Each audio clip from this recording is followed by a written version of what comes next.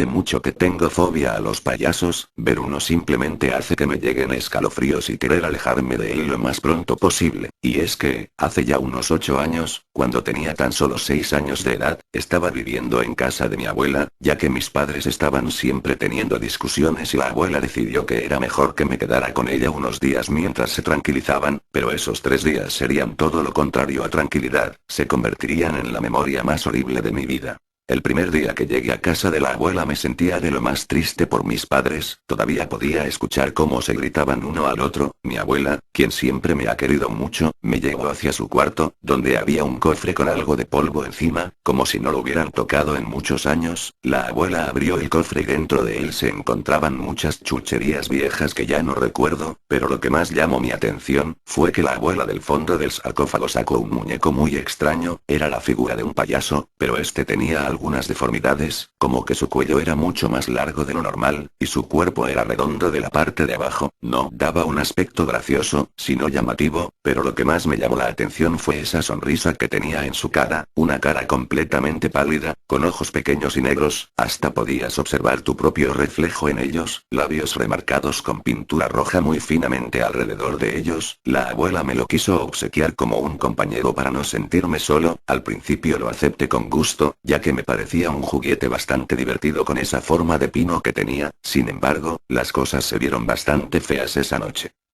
Antes de irme a dormir con Flappy, que era el nombre que le había puesto al muñeco, jugué un rato con él en mi cuarto. En un cierto momento me di cuenta de que tenía anudado un cordón debajo de su camisa de payaso que tenía. Cuando desanudé ese cordón, me di cuenta de que era una cuerda para que el payaso hablara. Obviamente, no dudé en jalar esa cuerda. Al principio no hacía nada, la jalé un par de veces más, y entonces el payaso abrió su boca, pero lo que decía, no eran palabras, eran sonidos de rayones como si un pizarrón fuera rasgado. Entonces empezó a mover la mandíbula de una manera un tanto violenta, mientras esos chirridos se ahogaban por sí solos. Era el sonido más espantoso que jamás había escuchado, así que arrojé a Flappy en una esquina, y me fui a dormir con ese tormentoso sonido que no paraba de dar vueltas en mi cabeza.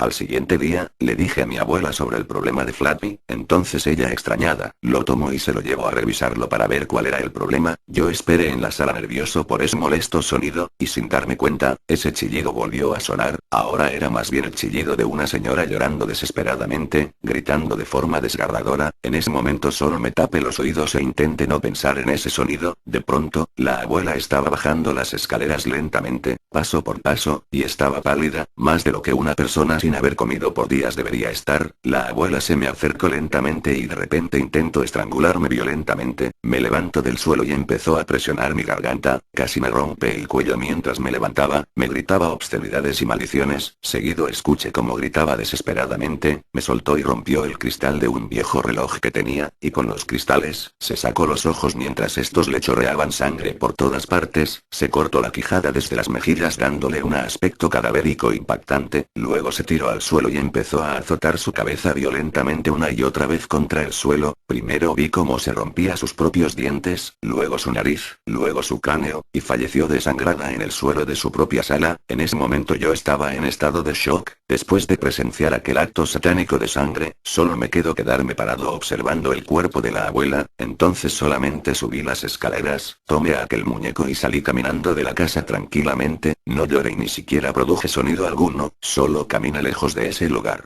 Escuché que al día siguiente, mis padres encontraron al cuerpo de la abuela. No estoy seguro, porque nunca lo pude comprobar, puesto que nunca regresé con ellos y anduve vagando solo por las calles sobreviviendo de lo que podía encontrar, y mi único acompañante es Flappy. Aunque hay algo que me intriga de él hoy en día, en su ropa de payaso, tiene marcadas huellas de color rojo de unas manos, pero no unas huellas normales, eran de manos pequeñas. Como si lo hubiera manchado un niño con manos ensangrentadas.